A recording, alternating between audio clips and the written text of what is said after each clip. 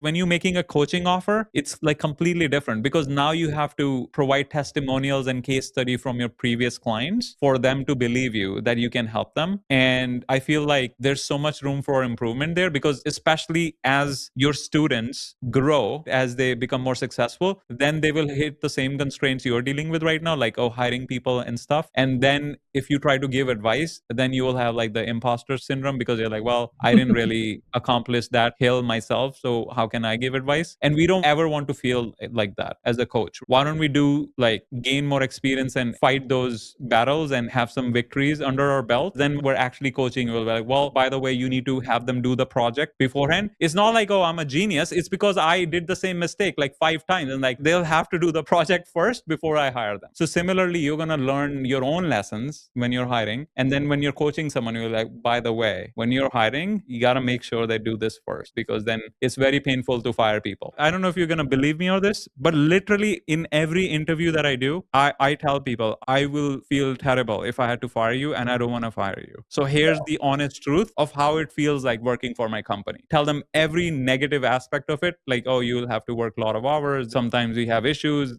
like client issues, and then we have like this big meeting. It gets stressful, this and that. You'll be able to handle that. And say, are you sure you want to get hired? Because I really don't want to fire you. How often do they say, actually, that sounds too stressful? Do they ever say that?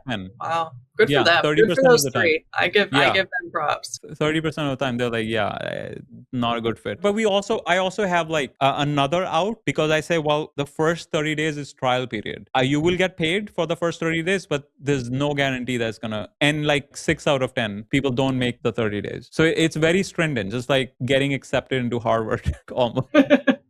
I love it. But that's what you have to do. Like, there's just so many VA options. Literally, if you make a post, you'll get so many people. So how do you find the best ones, right? That's the only way to do it. Even now that the post, like it's been months, I think, and the post says that the job is gone, it's closed, it's nothing. You're still get emails, coming through, and I'm like, what the hell? Yeah, no, exactly. There is so much supply that you should be able to find the best people, right? But now it's your job to filter and find the best person. It's a lot of upfront effort, but it's worth it because once you find the right person, they stay for a long time. And then, you get in a relationship, you give them bonuses at the end of the year and they're happy. And it's very helpful for them as well.